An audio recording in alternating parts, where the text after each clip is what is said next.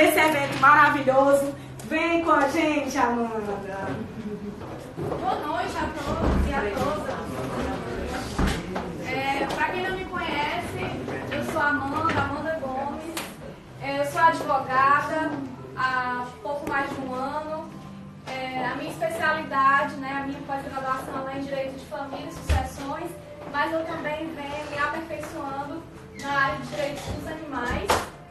Mas hoje eu vim falar sobre um tema um pouco diferente e na minha explanação aqui, na verdade, a minha pesquisa é sobre contribuições da psicanálise na prática da advocacia. E aí eu queria perguntar para vocês primeiro estudo. Psicanálise e direito tem sim a ver uma coisa com a outra, mas eu vou na raiz primeiro para explicar por quê. Essa figura aqui representa um iceberg em que a ponta apenas está na superfície e todo o resto está submerso. Isso aqui representa a nossa mente. Freud, ele em 1900 teorizou a primeira tópica do aparelho psíquico, dizendo que a nossa psique é formada pelo inconsciente, pelo pré-consciente e pelo consciente. E ele quebrou um paradigma da época que, na realidade, até hoje muitas pessoas têm dificuldade em aceitar que essa quebra já foi feita, de que nós seríamos regidos pela nossa racionalidade. E Freud, na época, já na virada do século XX, veio mostrar que não, que nós somos regidos, na maior parte do tempo, pelo nosso inconsciente, que é quase 95% da nossa psique. Então, por que psicanálise e direito tem a ver uma coisa com a outra? Porque o inconsciente, ele nos rege na maior parte do tempo. Nós não somos movidos pela razão, mas nós somos movidos principalmente pela desrazão. E as relações jurídicas, elas não estão excluídas disso. Porque nós, que fazemos parte de uma sociedade, temos relações com outras pessoas, o nosso inconsciente está sempre rondando as nossas relações. Então, por isso que sim, psicanálise e direito tem a ver. E o inconsciente, ele retorna em alguns momentos nos nossos sonhos, nos nossos atos falhos, nos xistes, que são as piadas, nos relatos de sintomas que fazemos. Obrigada. E aí, onde é que entra o advogado nessa história toda? Porque a minha abordagem é no sentido de como é que a psicanálise pode contribuir na prática da advocacia. E aí eu pergunto para vocês, como é que vocês acham que o advogado entra nessa história de Freud e direito? Alguém poderia me explicar? Pode ser de uma forma simples. Bom, eu já ouvi muitos colegas advogados falar que todo advogado é um pouco psicólogo. Alguém já ouviu isso? Total. Exatamente. Então, pode falar só um pouquinho, por favor? Então, é aí que o advogado entra. Principalmente em família. Então, o advogado ele vai entrar porque o advogado, ele é, antes de tudo, um profissional da escuta. E a escuta, ela pressupõe que o advogado, ele tem que desconfiar do discurso que o cliente está trazendo para ele. E que naquele discurso existem elementos inconscientes que ele precisa, através daquele relato, ir puxando e descobrir qual a verdade por trás daquilo. Então, na mediação, por exemplo, a gente fala de conflito real e conflito aparente. Já ouviram falar nisso? Sim. Então, por exemplo, no caso que eu recebi hoje, assim, bem sucintamente, para vocês entenderem, uma senhora tinha adotado uma criança, enfim, que hoje já é adulta, e depois de muitos anos ela disse que não quer mais, ela queria desfazer o reconhecimento que ela tinha feito. E aí eu perguntei, enfim, conversando com ela, eu queria entender por que ela queria desfazer esse reconhecimento que ela tinha feito até então. Descobri que por trás desse conflito aparente existia um conflito real de que a moça fez uma dívida no nome dela, enfim, houve uma briga familiar, uma picuinha mesmo, que culminou em um problema que seria do direito de família. E aí eu descobri que o que era o problema de um direito de família não era do direito de família, era um problema contratual, enfim. Então, o advogado ele vai entrar nessa história no sentido de que nós somos profissionais da escuta e nós precisamos receber aquele discurso do nosso cliente com uma desconfiança, mas uma desconfiança no sentido de entender verdadeiramente o que é que está por trás daquele conflito, para que a gente possa desfazer aquele nó do conflito e trazer maior resolutividade nos problemas. Obrigada. E aí, Lacan, que ele é um sucessor de Freud, ele traz mais ainda um detalhe. Ele diz que toda demanda é demanda de amor e todo desejo é desejo de reconhecimento. Mas eu vou me ater a essa primeira frase. Toda demanda é demanda de amor e as demandas jurídicas, elas estão também incluídas aí. Então, a demanda de amor, ela não é no sentido uma demanda de afeto, uma demanda de atenção. Não é exatamente isso, é algo um pouco mais complexo. Mas o Lacan ele trouxe esse entendimento de que por trás das relações, por trás dos problemas jurídicos, das demandas jurídicas que surgem para a gente, está também essa frase do Lacan, de que toda demanda é demanda de amor e o advogado ele precisa compreender isso para trazer maior resolutividade nos conflitos que aparecem para ele. E aí o que eu trago no meu artigo, que está publicado no Jus Brasil, e aí quem tiver interesse eu posso enviar também, é que a psicanálise ela pode trazer duas contribuições principais para o direito, enfim, os profissionais do direito.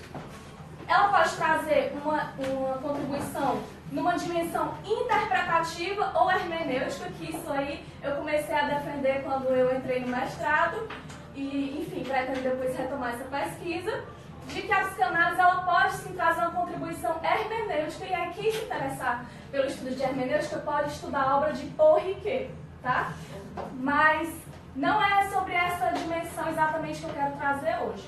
A dimensão que eu quero trazer é que a psicanálise ela pode trazer também uma contribuição prática. Então não é que você, advogado, vai precisar colocar um divã no seu escritório, não, tá?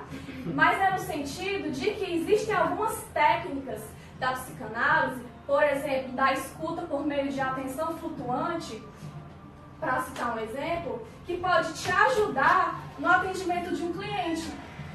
E existe um professor aqui no Brasil, o professor Rodrigo da Cunha Pereira, que ele defende, principalmente no âmbito do direito de família, que o advogado ele exerce a clínica do direito. Porque nós advogados, enquanto profissionais da escuta, nós recebemos demandas de amor e nós recebemos pessoas que relatam ali seu sintoma. Então, por isso que o atendimento do advogado também é uma clínica na visão de Rodrigo da Cunha Pereira.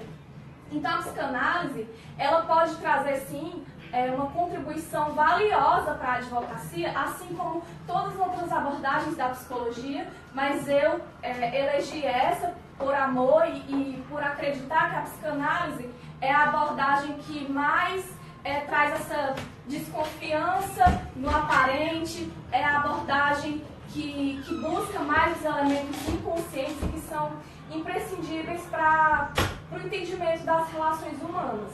Então, sim, a psicanálise ela pode trazer essa contribuição não só hermenêutica, mas também prática. E aí, para finalizar, eu estou um pouco cega agora, porque eu uso óculos, mas eu quase nunca uso de fato.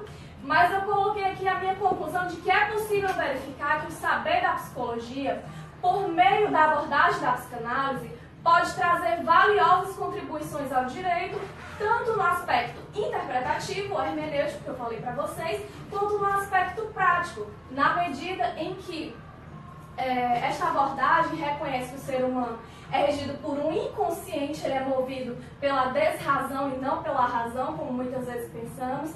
Ele desconfia, a psicanálise desconfia do discurso, estuda maneiras de captar quando os elementos inconscientes retornam ao consciente E, ademais, por meio da proposta de incorporação da ética da psicanálise na advocacia, é possível alcançar um menor grau de litigiosidade e maior resolutividade dos conflitos. E eu tenho percebido isso no meu exercício da advocacia. Eu sou advogada militante nessa área de direito das famílias há pouco mais de um ano e eu tenho feito isso diariamente. Eu tenho verificado realmente uma efetividade no sentido de os litígios que eu tenho recebido estão cada vez tendo maior resolutividade no sentido da mediação, estão entrando em acordo, né? Eu realmente, uma coisa que é muito importante o advogado ter em mente é que o processo judicial ele não pode virar uma montagem perversa em que as partes ficam ali brigando e tendo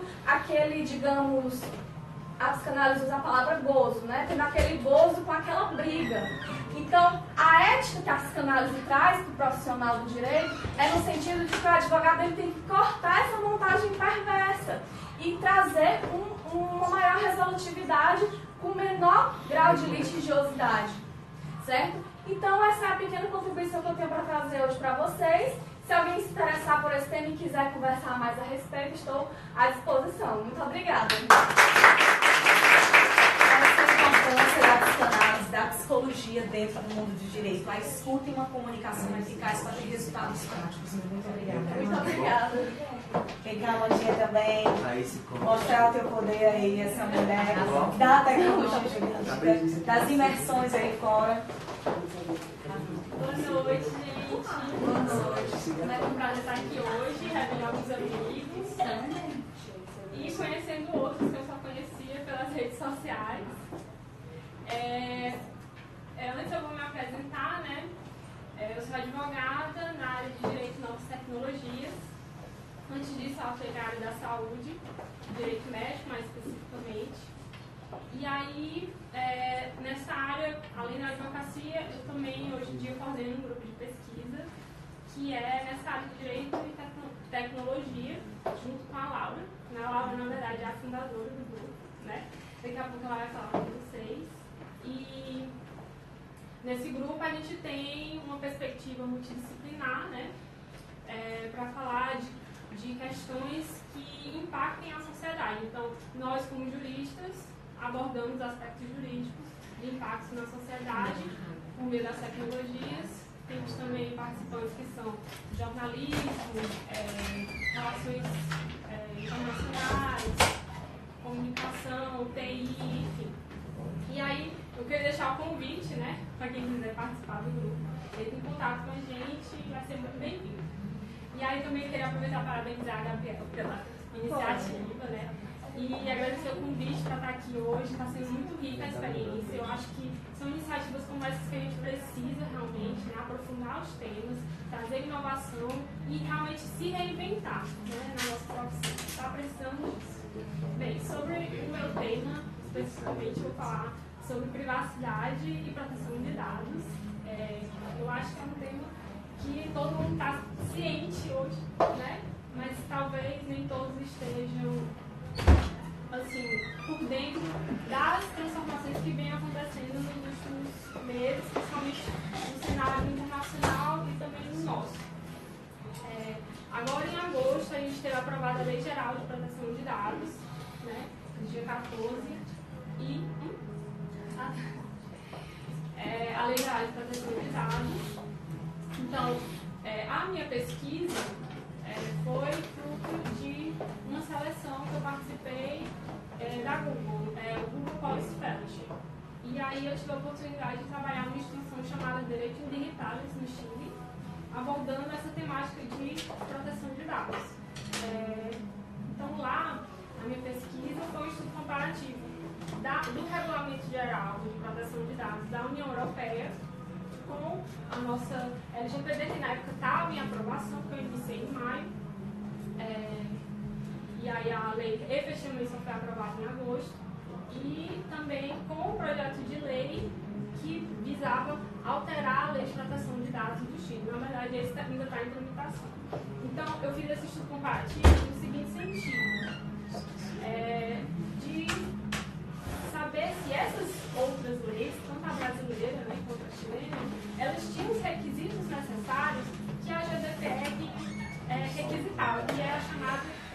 legislação de adequação. Para que isso, né?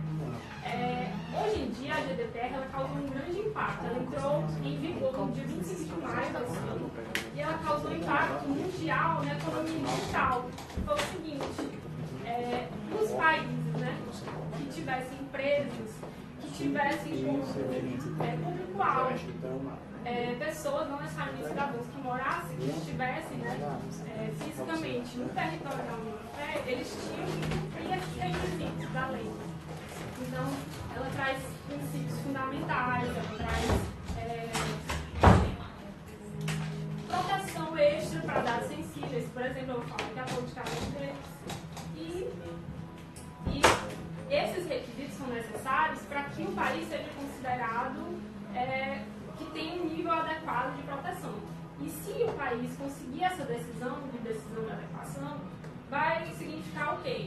Que ele vai poder transferir dados como se fosse um país da União Europeia. Ou seja, não vai necessitar de maiores requisitos, maiores garantias.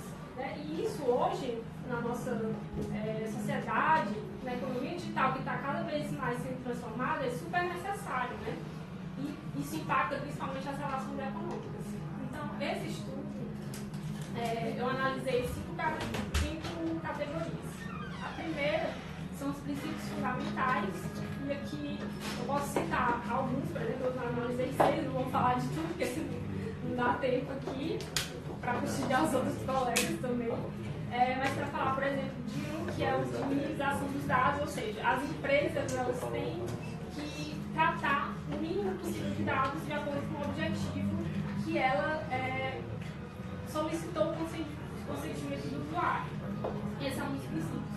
O outro é em relação ao tempo de armazenamento.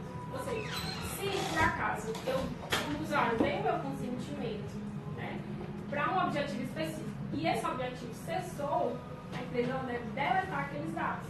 Sob pena, né, de caso ocorra algum dano ao usuário, ela venha a pagar multas pesadíssimas. Né? Aqui na nossa LGBT, as multas podem chegar a 50 milhões de reais, para vocês terem noção. Então, entendi. Sim, eu estava falando sobre os princípios. O que mais? Tem o princípio também da limitação do propósito, ou seja, se eu, empresa, coleto aqueles dados, eu só posso fazer o processamento daqueles dados nos princípios que o usuário concedeu aqueles dados, né? De acordo com os outros princípios de limitação de armazenamento, enfim. A segunda categoria analisada é a de dados sensíveis. Os dados sensíveis, eles são aqueles que exigem uma maior proteção, né? Porque eles são dados que podem causar realmente um dano muito superior do que um dado pessoal comum. Né? E aí, para citar como exemplo, a gente tem os dados relativos à opinião política, convicção religiosa, dados relativos à saúde, né? Entre outros. E o que acontece? A LGPD ela traz essa previsão de dados sensíveis, inclusive ela é muito parecida, na verdade o modelo brasileiro ele se inspirou muito no modelo da União Europeia, ao contrário dos Estados Unidos, que é um regulamento que é mais setorial. Né? Então, a terceira categoria é a categoria de decisões automatizadas. Qual o perigo, né, que acontece na categoria de decisões automatizadas? É de aquele dado pessoal ser processado e aquela decisão que não depende de uma decisão humana, né, que a gente não consegue visualizar, ela tenha consequências que repliquem atos de discriminação. Ou seja, a máquina ela pode aprender com os humanos resquícios, né, de algumas características de discriminação social que nós tenhamos como humanos. Né? Então isso possibilita que, às vezes, as máquinas operem de forma a aferir direitos humanos fundamentais. E por isso que é necessário certas proteções a isso. E aí uma das proteções é justamente o direito à oposição, né, do usuário ao processamento de decisões automatizadas. Nesse caso, a LGPD ela não traz uma previsão específica de direito à oposição, diferente da GDPR. Só que, na minha pesquisa especificamente, eu concluí, né, que, na verdade, de acordo com o relatório do Comitê de Proteção de Dados da União Europeia, isso por si só, ele não caracteriza que a LGPD não esteja de acordo com a GDPR. Por quê? Porque existem outros requisitos dentro da lei que protegem essa categoria específica. Então, a não existência do direito à oposição por si só, ela não traz essa característica de que a lei não está com um nível de proteção adequado, né? Bem, a quarta categoria, ela é em relação à Autoridade Nacional de Proteção de Dados. Nessa categoria, aconteceu que, na nossa Lei Geral de Proteção de Dados, a autoridade foi vetada. O presidente realmente vetou não só essa, mas outras disposições muito importantes. E isso causou um grande problema para a gente, porque na GDPR essa categoria é fundamental. E não só para os requisitos da GDPR, mas para, por exemplo, requisitos da OCDE. O Brasil quer pleitear uma associação à OCDE. Então, como a OCDE também exige esses níveis adequados de proteção de dados, um dos requisitos também é a questão da autoridade independente. E é necessário que o Brasil tenha isso. Acontece que foi vetado, o presidente disse que posteriormente ia ser, né, instaurado o processo legislativo devido. Acontece que isso não aconteceu desde agosto até agora, né? A probabilidade é que isso venha acontecer no próximo governo. Se acontecer também, está na expectativa e não se sabe muita coisa. E a quinta categoria é relativa aos mecanismos legais que possibilitam que o usuário de dados exerça os seus direitos, né? Então, são os mecanismos judiciais e os administrativos. Nesse requisito, a LGPD cumpre, né, no aspecto judicial. Ela traz previsões para o usuário exercer o seu direito. Acontece que, com o veto da LGPD, todo o sistema jurídico construído, né, com o veto da Autoridade Nacional, todo o sistema jurídico construído foi, né, ficou prejudicado, porque não existe hoje realmente a previsão da criação dessa autoridade. E aí eu concluí, né, então, hoje em dia, como a LGPD está, hoje ela não tem esses requisitos, diferentemente do projeto de lei chileno, né, que está operando.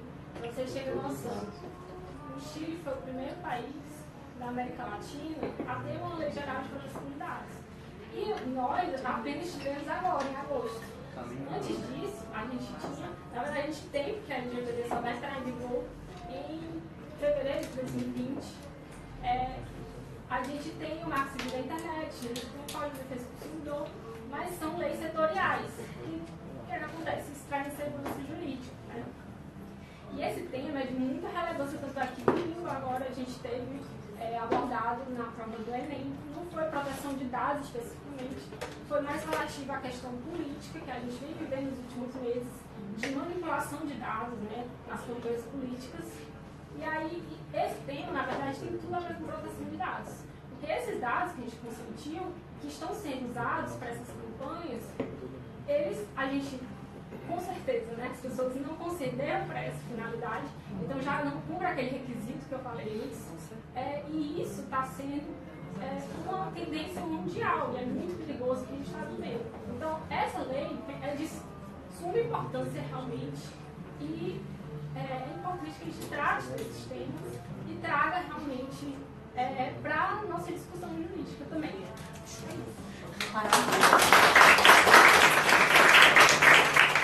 Uma moça tão jovem, participando de um grupo de estudos da nossa Universidade de Fortaleza, veio aqui e pagou o preço, deu um show, gente. Que maravilha, meus parabéns.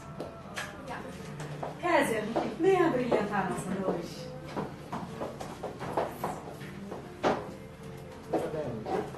Você.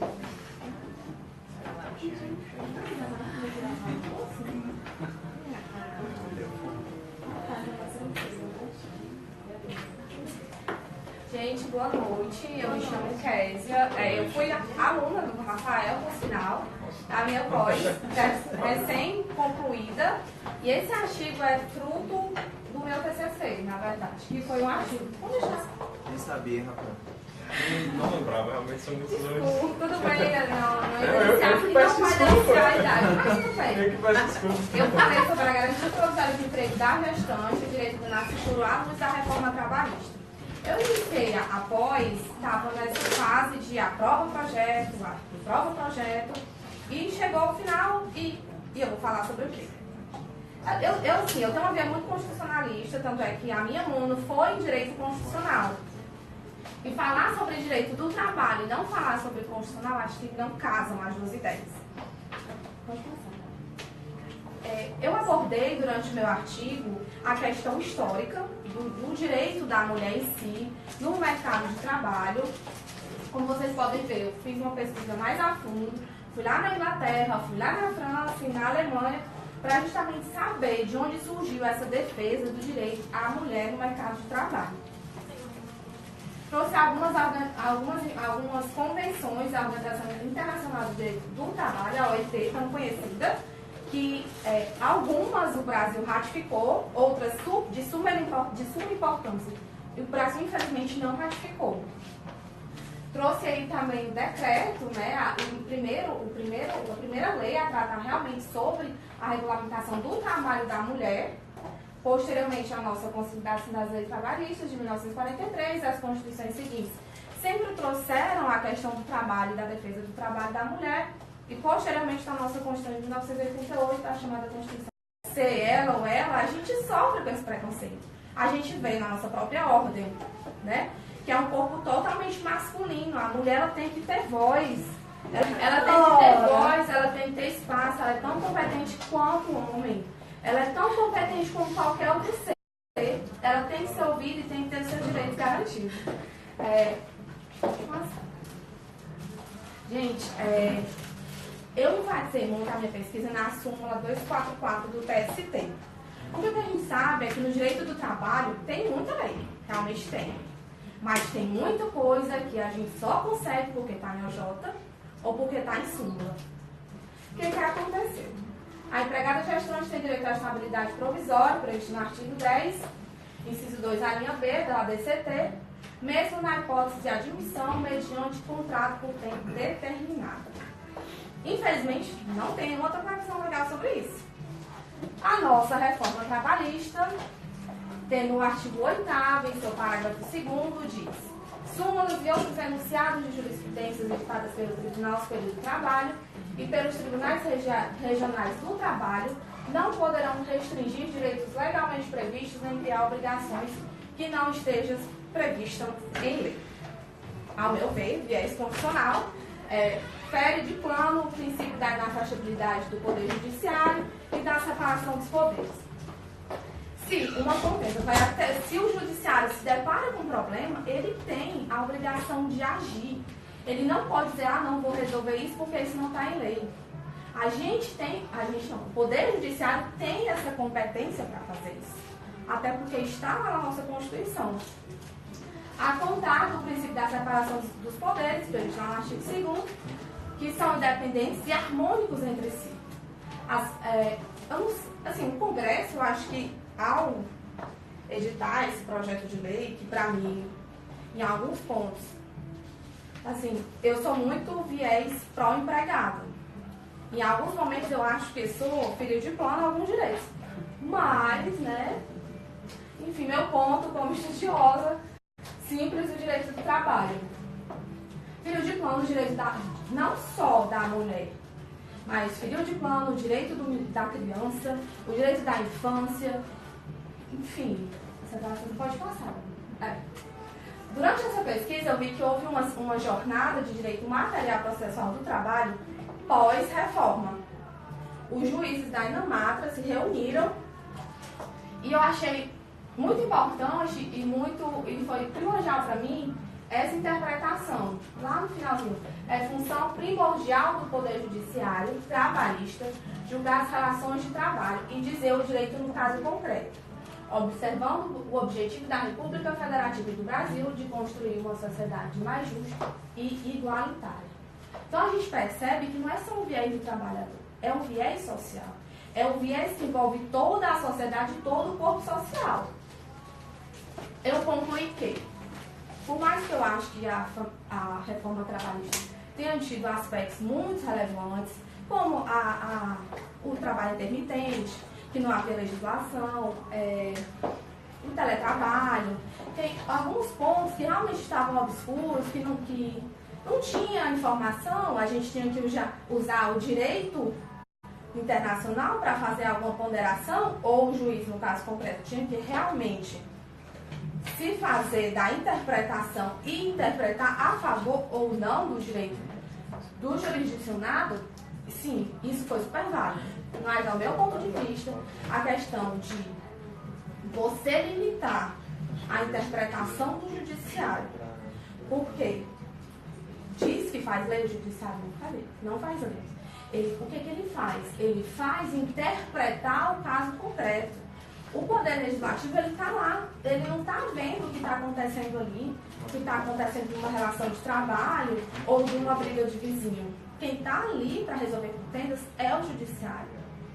Então, o meu ponto de vista é, nesse ponto desse artigo, foi a Brenda, minha orientadora do trabalho, e eu disse, Brenda, eu acho um absurdo, né? Mas entre eu achar isso é um absurdo, é uma coisa totalmente diferente.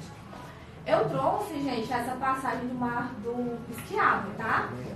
O judiciário trabalhista não deve ser mero repetidor das leis, mas sim garantir efetividade dos direitos fundamentais do trabalhador, sendo livre para realizar interpretações construtivas e evolutivas do direito, sempre utilizando o direito constitucional com o fim de encontrar um equilíbrio nas relações trabalhistas, observando sempre os princípios da livre iniciativa e da dignidade da pessoa humana. Ou seja, um ponto já explicado anteriormente nessa parte da interpretação e trazida pelo nosso tão respeitoso doutrinador Schiavo. Gente, é isso. Tão nova, brilhantando aqui a nossa advocacia alencarina, fazendo diferente. Para quem não sabe, ela publicou esse artigo, vai ser a tese dela de especialização só para participar do nosso evento. Meus parabéns. Então, Laura, compartilhar com vocês. vem abrilhantar mais ainda a nossa noite. Ela que foi a mentora desse grupo de estudos dentro da Universidade de Fortaleza, trazendo essa inovação, a tecnologia jurídica para a nossa praticidade no nosso Ceará. Obrigada. Oi, gente, boa noite. Eu sou Laura, sou de El Salvador e eu estou aqui, eu moro aqui em Fortaleza há 3 anos. Então, nessa noite eu vou contar um pouco a minha experiência desde que eu comecei direito até agora. O tema que eu escolhi é o futuro da profissão jurídica. Amei.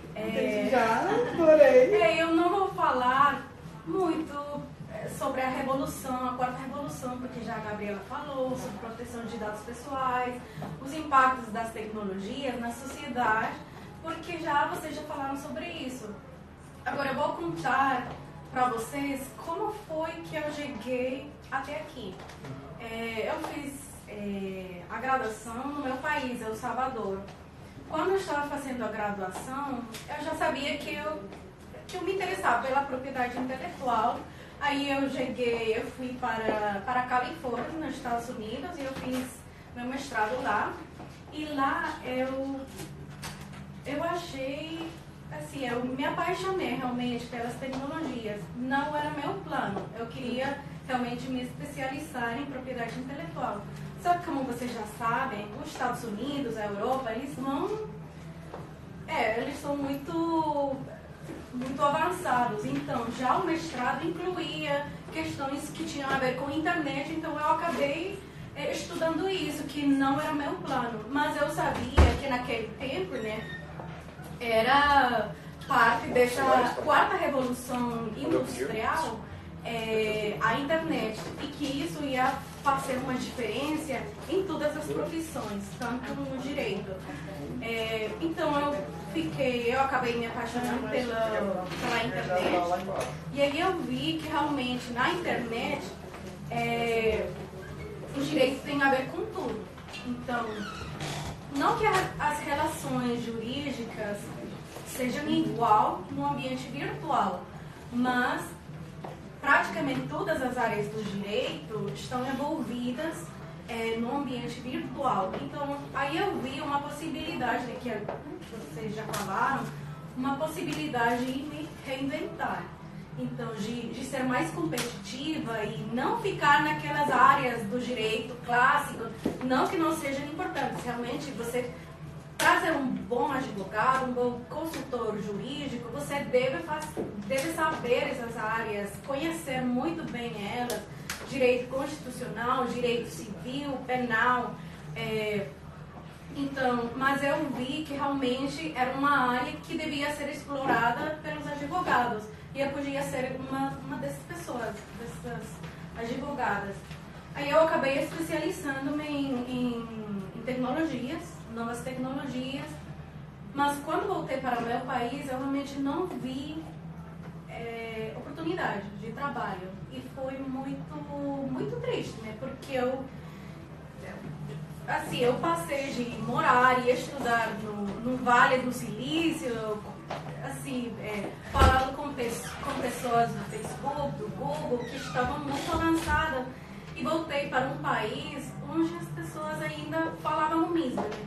O direito civil, o direito constitucional, e eu não estou querendo dizer que não é importante, mas há muitas outras áreas que os profissionais da área jurídica podem realmente explorar. Logo, eu virei consultora, né? Consultora na área da proteção de dados pessoais, privacidade, tentando motivar as pessoas a se interessarem um pouco mais nessas áreas novas. Logo, concursei para fazer meu doutorado aqui no Brasil, foi assim como eu cheguei aqui em Fortaleza.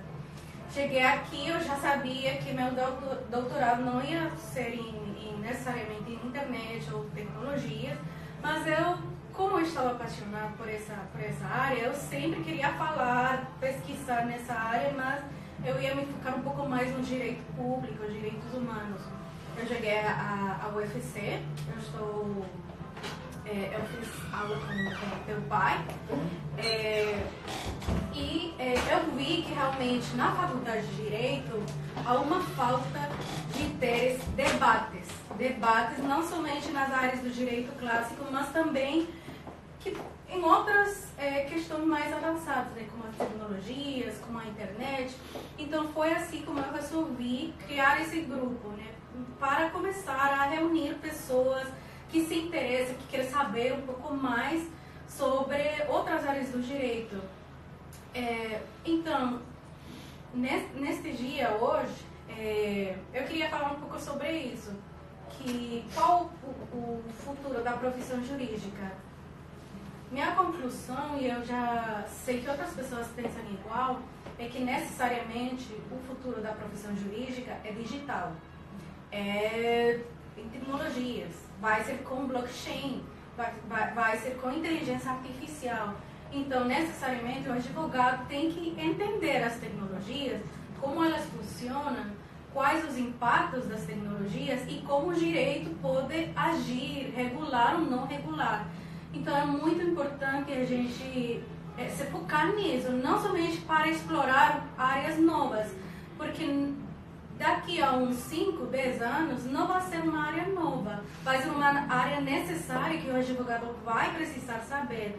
Já é necessário, né? Já faltam muitos advogados, por exemplo, como a Amanda estava falando, a nova lei de proteção de dados pessoais no Brasil já exige que as empresas tenham o DPO, que é o Data Protection Officer. Então, qual o problema? Que não tem tantas pessoas especialistas, preferentemente da área jurídica, que saibam sobre proteção de dados pessoais no ambiente virtual. Então, a falta, assim, há muita demanda, mas não há pessoas especializadas nessa área. E é só por falar em uma área, né? Então, mas a profissão jurídica, o direito, realmente vai ser fundamental em estabelecer o impacto negativo ou positivo das tecnologias, da inteligência artificial, do blockchain, nanotecnologias, neurotecnologias. Então, é necessário que o advogado saiba quando regular ou quando não regular uma área. E essa questão da regulação vai incidir na confiança da sociedade nas tecnologias. Porque as tecnologias são como qualquer ferramenta, né? Você pode usar elas tanto para fazer bem como para fazer mal.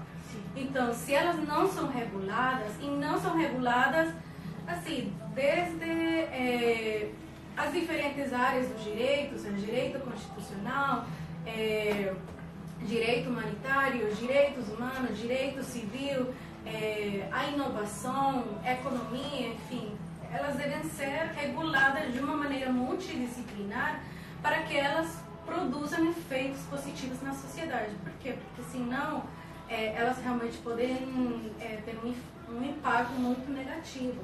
Já se fala de perda de empregos pela inteligência artificial. Oficial de justiça já é uma área que vai estar em extinção? Já tem várias aplicações de inteligência artificial aqui no Brasil que estão sendo usadas ou desenvolvidas pela justiça brasileira.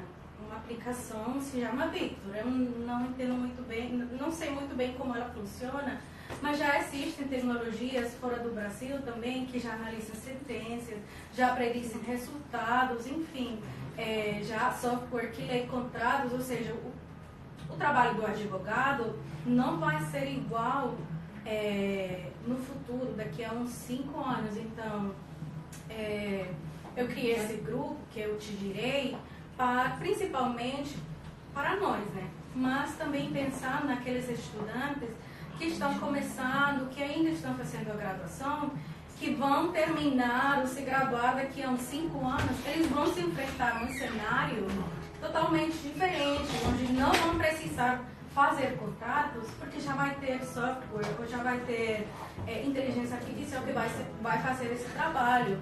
Juízes que também não vão precisar fazer algumas atividades. E, enfim, haverá uma mudança. Assim como alguns falam que a inteligência artificial vai eliminar alguns empregos, também pode ser que ela crie novos empregos. Só que a gente tem que se adaptar, que é uma palavra bem fundamental. Para a gente realmente sair bem dessa revolução, essa quarta revolução industrial, a gente tem que se adaptar. E esse se chama, algumas pessoas chamam isso um darwinismo tecnológico, porque você tem que se adaptar à tecnologia. Aí outros autores falam também, será que a gente tem que se adaptar às tecnologias, ou será que as tecnologias se devem adaptar às pessoas? Eu acho que um pouco as duas coisas, né? A gente tem que aprender, os profissionais do direito têm que entender a tecnologia, se puder, procure cursos sobre programação, sobre blockchain, e se não, por outro lado também a tecnologia tem que se adaptar à sociedade. Por quê? Porque a outra questão que é a inclusão. A inclusão digital, ela procura nivelar essa desigualdade que já existe, ou seja, a exclusão e inclusão social. Por quê? Porque nem todas as pessoas têm a possibilidade, realmente, por exemplo, de ter acesso à internet. Então, precisa desse equilíbrio para ir avançando. Então, de alguma maneira, as tecnologias também têm que se adaptar, ou a implementação das tecnologias, né? A implementação das tecnologias tem que se adaptar às diferentes realidades. Então, era isso mais ou menos o que eu queria falar com vocês. Eu não vou falar das minhas pesquisas, que são mais ou menos sobre isso, sobre inclusão digital e sobre... eu esqueci uma coisa que é muito importante e que eu queria realmente enfatizar. que eu acho que ainda falta que as universidades implementem cursos sobre propriedade intelectual, sobre tecnologia, sobre como funciona a internet, porque isso vai ser realmente com que as pessoas entendam como começou tudo, né? E tudo começou com a revolução das informações. Com a internet, por meio da internet, foram desenvolvidas tecnologias como a blockchain e a inteligência artificial. Então, realmente é muito importante que as universidades elas implementem esse tipo de cursos e motivem aos estudantes pesquisar nessas áreas. Então, era isso. Eu agradeço muito o convite. Dia 9 de novembro, Laura e Amanda estarão na Unicef falando um pouquinho de blockchain. Então, jovens advogados, estudantes de direito que queiram estudar esses oceanos azuis, a oportunidade é essa. E para finalizar a nossa noite com esse nível de sapiência, fora da curva, aquela advocacia 4.0 que veio para fazer a diferença no nosso país, é Manuel Furtado, ele que acabou de terminar o doutorado dele em Paris. Vai falar aí um pouquinho com a gente. Bom, boa noite. Bem, eu quero primeiro agradecer o convite da Gabi Barreto para estar aqui hoje. Através do meu amigo Rafael, dizer que é um prazer estar aqui, conhecer pessoas novas, conhecer assuntos novos, também saber quem pesquisa o que, achei muito interessante. O meu doutorado foi sobre a proteção de dados pessoais nas relações de trabalho, então acho que a gente vai ter muito o que conversar depois, tomando uma cerveja aí, que eu até já comecei a tomar. E quando a Gabi me convidou, ela me disse, não, nós vamos apresentar artigos jurídicos de advogados, e vai ser filmado, etc. E aí eu pensei num assunto que pudesse, cerveja e tal, né, pudesse ser redondo, né, e ao mesmo tempo ser útil para quem está aí assistindo, ser palatável para quem está assistindo e pelos nossos que estão aqui. E esse assunto seria também relacionado com questão do futuro e etc., né, que já foi discutido bastante, seria por que a gente estuda o direito comparado, por que estudamos o direito comparado. Né? A tecnologia permite vamos dizer assim, esse diálogo, né? Ela te retira qualquer barreira geográfica para permitir, por exemplo, que agora mesmo alguém na China esteja assistindo aqui, ou no Japão esteja, né? Enfim. E essa interação social exige cada vez mais que as pessoas pesquisem o direito de outros países, ou legislações estrangeiras, em virtude dessas relações internacionais, sejam elas entre estados, entre empresas, enfim. Então é um tema que de alguma forma pode contribuir dessa lógica geral do evento. E que se tem pesquisado cada vez mais. O tema seria esse. Portanto, por que a gente estuda o direito comparado? Cada vez mais tem se estudado ultimamente, até com o avançar da consolidação de algumas organizações internacionais que têm essa vocação de supranacionalidade, como é o caso da União Europeia, né, ou como se buscaria ser o Mercosul também. Como é que você vai adaptar um direito supranacional sem conhecer a legislação dos países que fazem parte ou que farão parte daquele bloco? Portanto, também por isso o direito comparado tem sido cada vez mais estudado.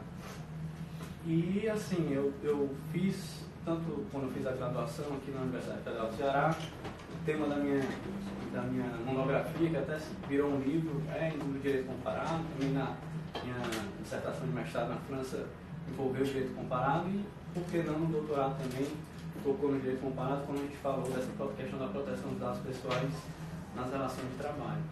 Portanto, trago para vocês essa pergunta: por que a gente estuda o direito comparado? E o que eu pretendo com isso é mostrar efetivamente o que é o direito comparado, né? O que se tem de uniforme em relação à própria essência do direito comparado. O que a gente tem em termos de uniformidade é muito pouco. Na verdade, o direito comparado já desde sempre foi estudado, o estudo da legislação estrangeira. Aqui mesmo no Brasil, as duas primeiras universidades, a Faculdade de Direito, que é a de Olinda e a de São Paulo, traziam na grade curricular o estudo da legislação estrangeira, inclusive na de Recife, onde eu ainda professor dessa disciplina no pós-doutorado, mas foi só em 1900 que não só o Freud publicou o livro dele lá sobre os sonhos, né, interpretação dos sonhos, mas que também em Paris aconteceu um evento muito importante, foi o Congresso Internacional sobre Direito Comparado, Congresso Internacional de Direito Comparado, e ali foi a primeira vez que as pessoas pararam para, de uma forma uniforme, tentar estudar o próprio direito comparado em si, né, diferenciando o direito comparado da própria legislação estrangeira, do estudo da legislação estrangeira, e ali surgiram os princípios e de lá para cá vêm sendo estudados a respeito dessa metodologia. O que é o direito comparado? O direito comparado é justamente tentar compreender e tentar aprender legislações estrangeiras, mas de uma forma específica, desenvolvendo métodos específicos e que são de tão importância que até hoje tem gente que sustenta, por exemplo, que não existe direito comparado como uma ciência, como uma disciplina autônoma, e que o direito comparado seria só um método, né? Embora majoritariamente se considere uma disciplina autônoma. Portanto, para compreender o que é esse direito comparado, o que eu proponho aqui é que a gente mostre exatamente o que é que há de uniformidade nessa metodologia de estudo do direito comparado. Que, repito, desde 1900 para cá, diversos estudos vieram se apresentando e trazendo uma certa dissonância, mas essa dissonância não pode ser também uma justificativa para dizer não existe uma uniformidade, então posso fazer de qualquer forma um trabalho de direito comparado, que ele vai ter um valor comparativo, que ele vai ter um valor acadêmico. Não seria bem assim, né? Na verdade, existe uma certa uniformidade. Se nós pegarmos, por exemplo, os trabalhos, que é o que a gente vai fazer, desde o final do século XX, na última década do século XX para cá, foi quando se voltou a pesquisar sobre esse tema, né, da essência do direito comparado. Tanto que aqui a gente pode fazer, no primeiro momento, falar um pouco sobre o objeto, o que se tem de uniforme quanto ao objeto e quanto ao processo de comparação, portanto, o procedimento de comparação. Assim, até para compreender melhor o que é esse direito comparado. E no segundo momento, falar justamente por que se estuda o direito comparado, ou melhor, qual é a finalidade do estudo, o que é que se busca quando se parte numa empreitada de direito comparado. Voltando aqui para o primeiro momento, então, em termos de objeto do direito comparado, que é esse estudo da legislação estrangeira a partir desses métodos específicos, primeiro eu tenho que falar o que é esse direito estrangeiro que é estudado pelo direito comparado. Direito estrangeiro aqui não é só o direito interno de outros países, né? Nós também temos direito supranacional, o próprio direito internacional. Direito estrangeiro é tudo aquilo que não é o direito do comparatista. É todo aquele direito que é desconhecido para aquele estudioso do direito comparado. Então, o direito francês, por exemplo, no nosso caso aqui, brasileiro, o direito alemão, o mesmo direito da União Europeia, o mesmo direito do Conselho da Europa, enfim. Qualquer legislação, qualquer sistema que não seja o do comparatista é considerado, portanto, o objeto do direito comparado, né?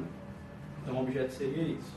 E qual é a forma como a gente trabalha com esse objeto? Como é que esse direito estrangeiro ele se relaciona para trazer um estudo de direito comparado com um valor acadêmico, com um valor comparativo? De três formas, pelo menos. Em termos de unanimidade, a gente tem essas três formas.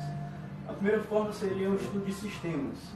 Isso foi proposto por um comparatista francês chamado René Davy, que, sem dúvida, um dos maiores nomes do mundo em termos de direito comparado até os dias de hoje.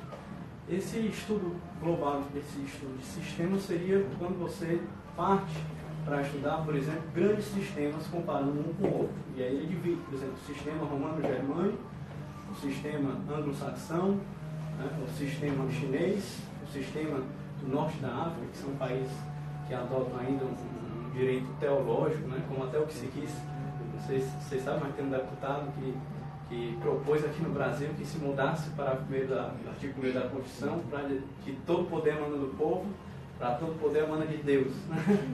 Que o exército, enfim, a gente chegou já nesse nível, mas tá aí, acabei de fazer uma comparação, por exemplo, com esse sistema, mas de uma forma pontual.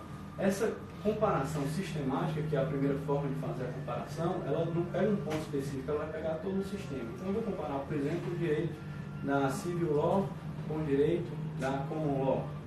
Essa é uma primeira forma de fazer, de cotejar esses direitos. A segunda forma seria já uma forma que não é sistemática, mas também ela permanece sendo global. Por exemplo, se eu pego o direito do trabalho brasileiro e o direito do trabalho francês e faço uma comparação de um com o outro de uma forma geral. Ver, por exemplo, qual que é o mais protetivo, né? Já teve gente aqui que disse que é muito pró-empregado, vamos ver se aqui a gente é mais pró-empregado do que lá, ou se não, enfim, como é que funciona a estabilidade da gestante, ou mesmo como é que funcionam as outras garantias de emprego aqui e lá. Isso seria uma segunda forma de abordar.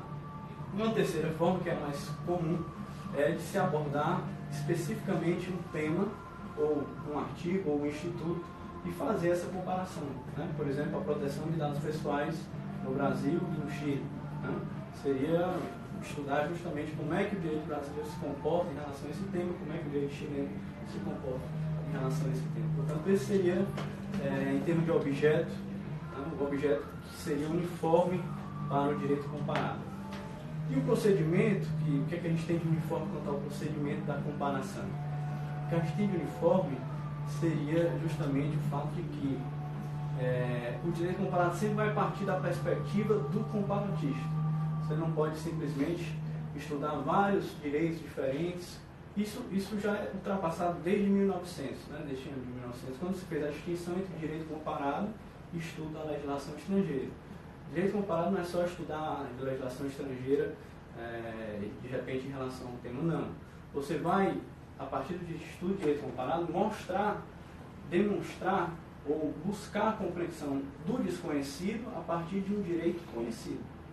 Então, se eu vou fazer um estudo comparado, por exemplo, da proteção de dados pessoais no Brasil e na França, eu vou partir do meu direito, que é o direito que eu conheço brasileiro, vou buscar conhecer o direito francês quanto a esse tema, justamente para que alguém também que é brasileiro possa seguir esse mesmo percurso. Quando a gente conhece algo, a gente sempre conhece aquilo em relação ao que já conhecemos. Sempre a gente faz esse tipo de associação. Então o comparatista ele tem que levar o leitor a chegar a essa conclusão, a chegar a esse conhecimento. Né? O comparatista ele é, antes de tudo, um tradutor e intérprete. Um tradutor e intérprete não só da língua estrangeira que você precisa dominar, como a Lara, né? Como a Lara fala tão bem o português, por exemplo, mas ela tem que, o comparatista tem que também traduzir aquela cultura, aquele contexto, aquele direito como um todo que está sendo estudado, né? Contextualizado. Por isso que é tão bem-vindo no estudo comparatista a abordagem que faça recortes, por exemplo, históricos ou sociológicos. Isso é necessário, essa multidisciplinariedade do estudo comparado. Por quê? Porque se não se segue essa metodologia básica que se tem de uniformidade para estudar esse objeto, não se vai atingir a finalidade. E aí vamos para essa parte final que a gente vai falar, que é o que se tem de uniforme quanto à finalidade no estudo de direito comparado. A primeira finalidade, que é evidente, é a finalidade de se conhecer uma legislação estrangeira. É uma finalidade, por exemplo, de aproximar sociedades. Isso aí é evidente. Mas a finalidade maior do direito comparado ela vai além. Na verdade, se estuda o direito comparado um pouco, buscando, já que se falou de Freud, falar um pouco de Sartre também hoje, que seria, o Sartre disse que para você conhecer a si mesmo, você tem que conhecer o outro. Aliás, a gente se conhece a partir do outro. Né? O outro é o mediador entre o eu e o eu mesmo. Né? Então, da mesma forma, o direito comparado. Você, no fim das contas, estuda o direito estrangeiro para conhecer melhor o seu próprio direito. Você se lança ao desconhecido para desenvolver um outro olhar sobre o seu próprio direito, o direito que você conhece. Portanto, a finalidade maior do direito comparado é justamente aprimorar a compreensão do próprio direito, tido como referência por aquele comparatista. Essa é a finalidade maior do direito comparado hoje. E para finalizar, uma última tendência que, assim, a partir do final do século XX para cá, tem se desenvolvido quanto à finalidade do direito comparado é dizer que não só ele serve para que se conheça a legislação estrangeira, não só ele serve também para que haja uma aproximação entre as sociedades, não só ele serve para conhecer o próprio direito de referência, mas ele serve para conhecer o próprio direito. Aí já é não mais a la Sartre, mas a la Nietzsche. Né? Veja, o direito comparado ele permite que você consiga aprender o que é o direito efetivamente por essência, não um direito positivo dos Estados, que seriam, nessa visão, só um reflexo desse direito maior, que é aquele direito da razão humana, vamos dizer assim. É um direito que o próprio direito interno tem que acolher para que ele se chame de direito, né? Senão ele não vai deixar de ser direito. Por exemplo, eu não posso chamar algo de processo se eu não consagro ali um contraditório, se eu não dou oportunidade para que as partes possam se manifestar de forma livre, de forma igual. Não posso chamar aquilo de processo. Como é que eu consigo ter essa visão? A partir do direito comparado, desse direito maior, que tem que ser deveria ser observado pelo direito para que ele possa realmente se manifestar dentro da linguagem jurídica. Mesmo a própria linguagem, a gente já falou aqui que o comparatista é esse tradutor, o direito se manifesta como uma linguagem também, ela tem determinadas regras básicas que não vai haver comunicação se você não as cumprir.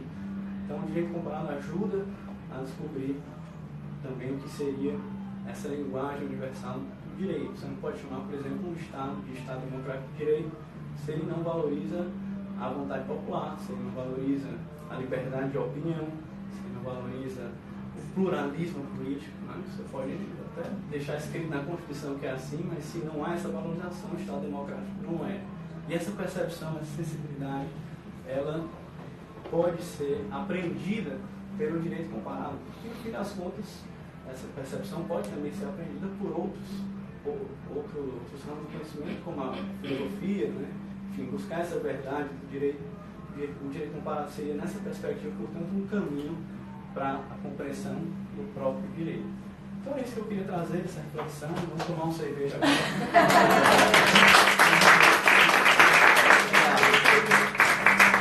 Para finalizar o nosso evento Cerveja Toca, meu muito obrigado a todos os espectadores e a todos os nossos presentes aqui. Fizemos essa diferença, não percam, dia 8 eu vou entrevistar a Gabriela, falando um pouquinho de blockchain. E é essa proposta inovadora, disruptiva, aqui a gente está tendo um papo sobre algumas tecnologias e inovações jurídicas no mercado, é num ambiente descontraído, é como o Eric Fontinelli prega mesmo, advogar de camiseta, uma forma completamente informal, de certa forma, quebrando aqueles protocolos e trazendo a inteligência jurídica ao nosso favor. É um mundo rápido, prático, pagando o preço de uma sociedade diferenciada e que juntos vamos construir um Brasil diferente. Pra cima! Muito obrigada!